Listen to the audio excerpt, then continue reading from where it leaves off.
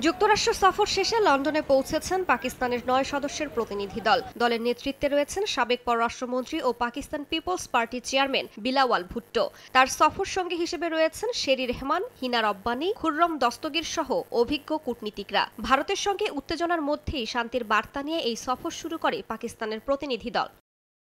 এর আগে যুক্তরাষ্ট্রে ৫ দিন ব্যাপী সফরে জাতিসংঘ, মার্কিন কংগ্রেসের সদস্য ও বিশ্ব নেতাদের সঙ্গে ৫০টিরও বেশি বৈঠক করেন দলের সদস্যরা। এ সময় ভারতীয় আগ্রাসন, পানি নিয়ে রাজনীতি এবং কাশ্মীর ইস্যুতে পাকিস্তানের অবস্থান তুলে ধরে প্রতিনিধি দলটি। শান্তি ও সংলাপই পাকিস্তানের মূল লক্ষ্য উল্লেখ করা হয়। তবে ভারত যদি আবারও হামলার চেষ্টা করে তাহলে কঠোর জবাব দেওয়া হবে বলে হুঁশিয়ারি উচ্চারণ করেন দলের সদস্য শেরি রেহমান। এসব বৈঠকে সিন্ধু পানি চুক্তির বিষয়টিও উঠে আসে। ট্রাম্প এই চুক্তিকে স্থায়ী সমাধান মনে করে ভুল করেছিলেন বলে মন্তব্য করে পাকিস্তানের প্রতিনিধি দল।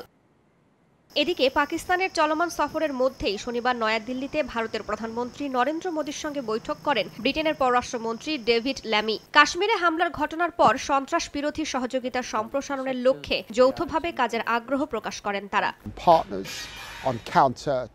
প্রধানমন্ত্রী নরেন্দ্র মোদী এবং পররাষ্ট্রমন্ত্রী এস জয়শঙ্করের সঙ্গে বৈঠক হয়েছে। সন্ত্রাসবাদ মোকাবেলায় একসঙ্গে কাজের বিষয়ে আলোচনা করেছি। আগামী দিনে এই আলোচনা অব্যাহত থাকবে।